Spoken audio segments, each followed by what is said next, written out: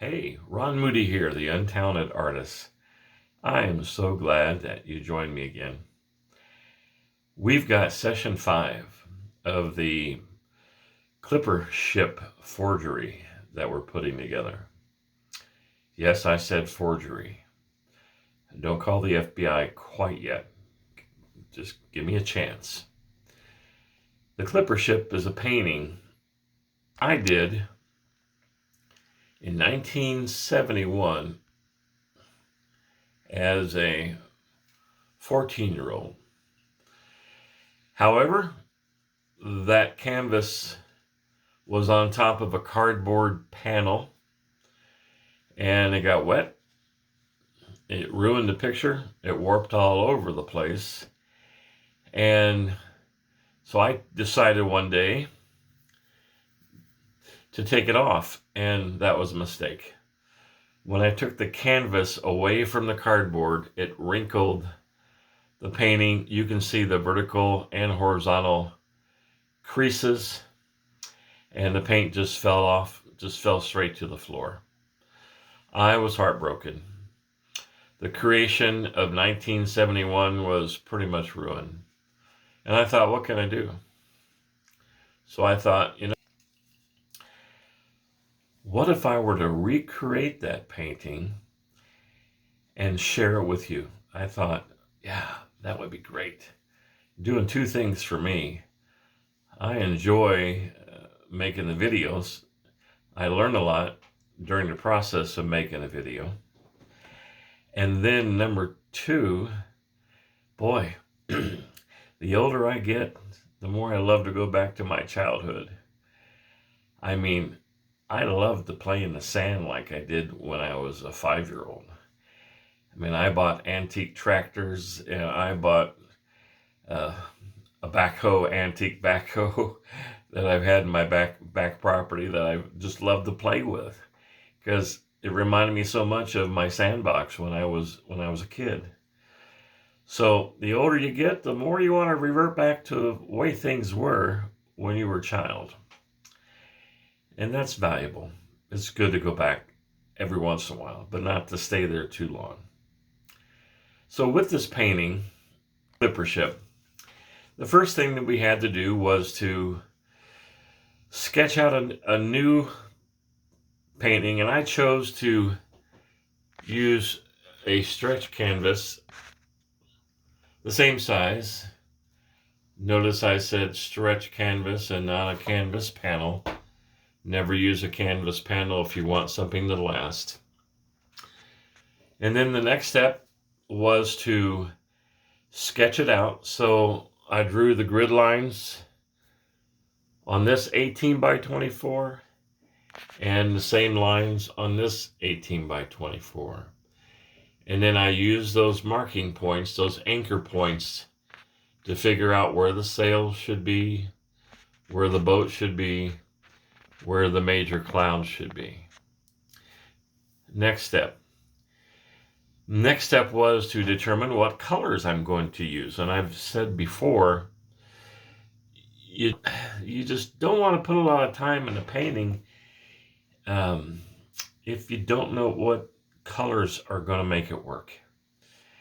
And I gotta admit, sometimes that's hard, very hard. And especially for me, an untalented guy that just can't look at colors and figure out if you mix this with this, you get this. I might do that one day and then totally forget what I did, in a couple of weeks. So I thought, I need to sit down. I need to take a palette,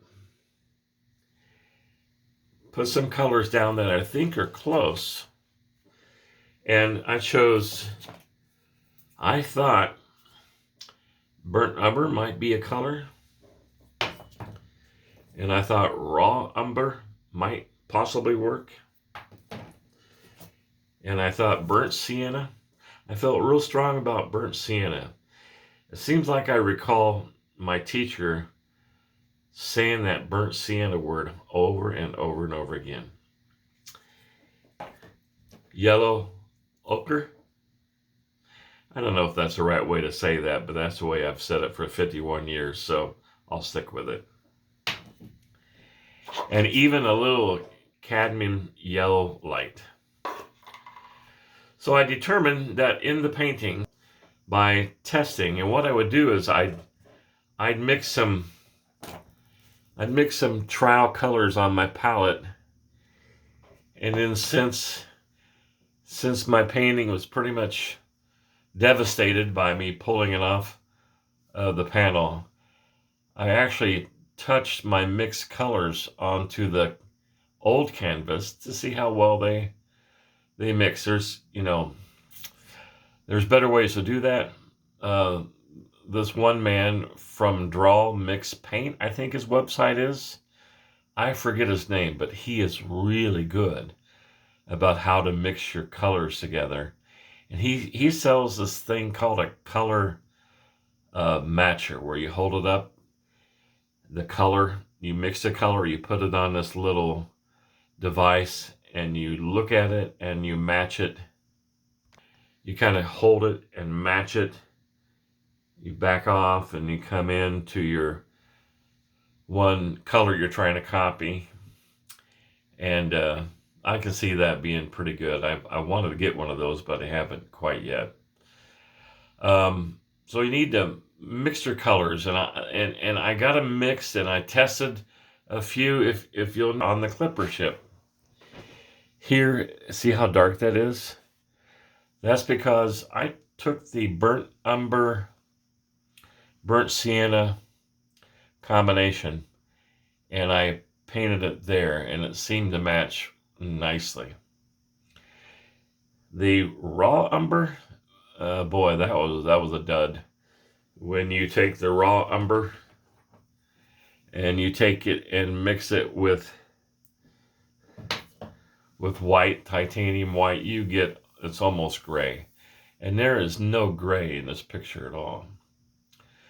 So I concluded that I'm going to need to, up here in the corners where it's really dark, and even down low where the water is very dark, I'm going to have to take that dark combination of burnt sienna and burnt umber and use that as for my dark points. So what I've done here is I went ahead and put a wash together. I put some Liquipren in one of these mixing cups and mix my two paints, burnt sienna and burnt umber, together. And you'll notice that when I touch this, I did this last night. When I touch it, it is very, very dry. The Liquipren, I recommend this stuff. This is really good stuff. It does better than linseed oil. Linseed oil takes a long time for your oil paintings to dry. But this stuff dried remarkably quick.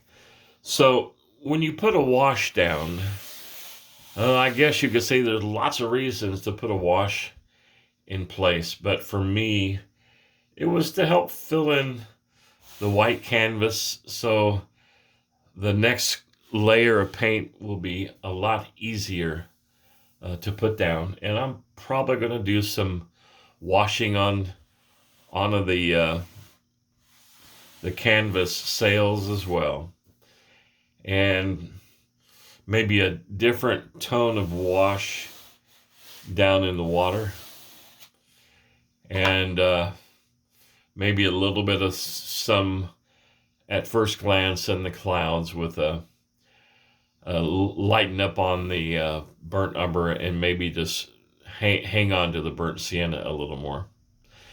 So the last thing I want to mention is planning. How to plan this painting out.